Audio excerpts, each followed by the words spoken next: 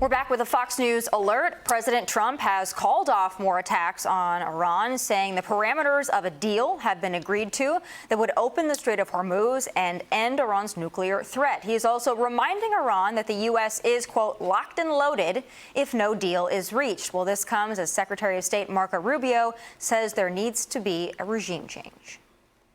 I think the regime has to change. You may not have a regime change, but the regime has to change. The Iranian regime traditionally has been expeditionary. In essence, their view is they don't want to just govern Iran, they want to govern the region.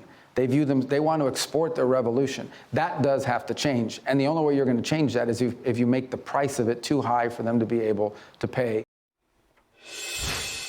Joey, I don't disagree with Secretary Rubio there. I think he's spot on, and I think that you would agree with that as well. I want to talk about the breaking news that I guess really isn't that breaking, that we're going to hold off right now on attacking Iran because they're going to come to the table and make a deal. I want to be optimistic, but I've sat at this table with you for months on end, and every Saturday and Sunday we report, similar things. What's your take? Do you think this is finally the moment that they sit down and make a real deal in good faith?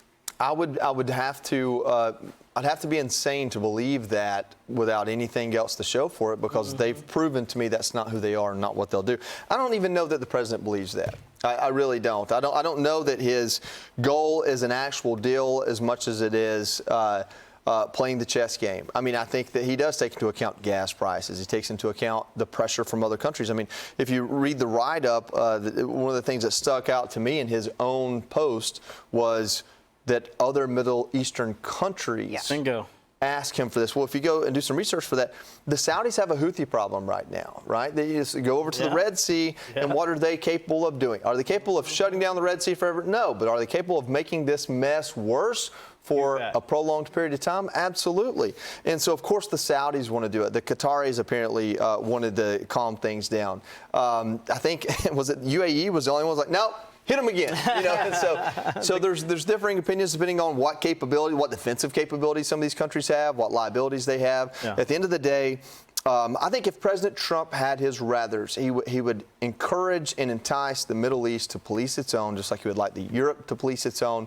And maybe that's an underlying mission here that he doesn't get to talk about loudly and proudly at the bully pulpit. Maybe he's taking some arrows in order to get that done. I don't know.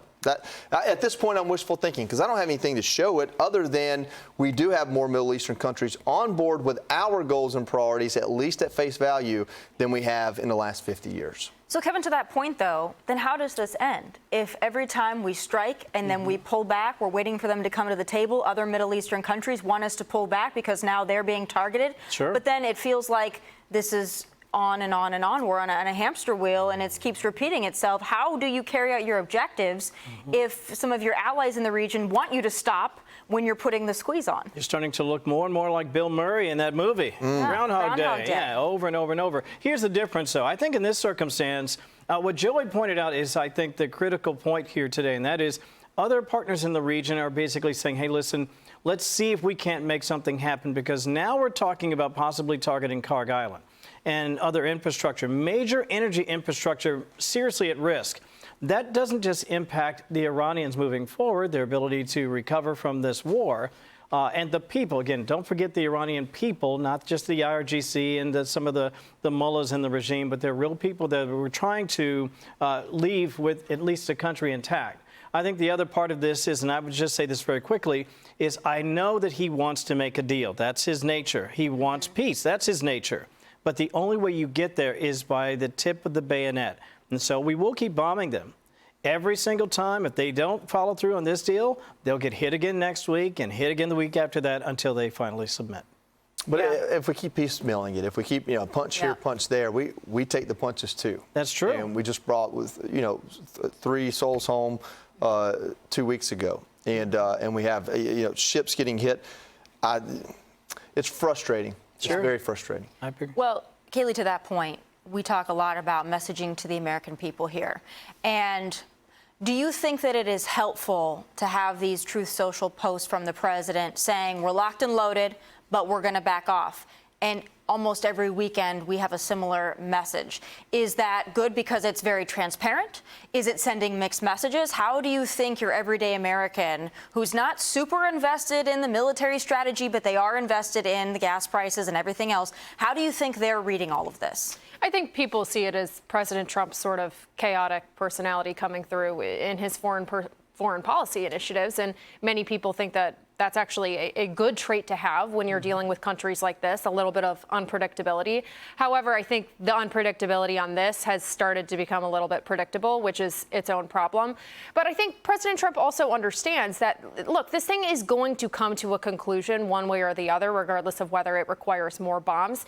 And that's because Iran cannot sustain the economic pressure that is currently on the regime. Eventually, it's going to crumble. It's just going to take a lot longer for the economic pressure to actually complete the job, which is why President Trump is exerting a little bit more physical pressure as well to drive that point home.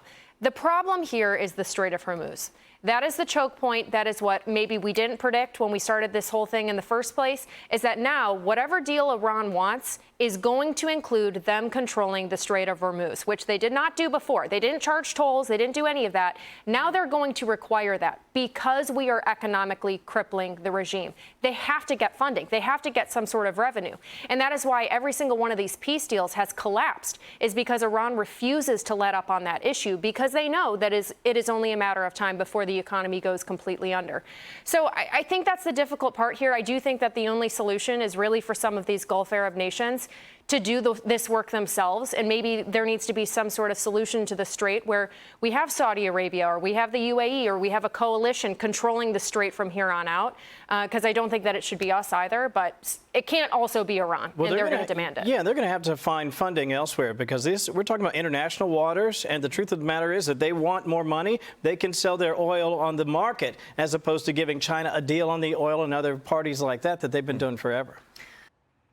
Be sure to like and subscribe for all the Fox News latest on YouTube and catch full shows streaming now on Fox One.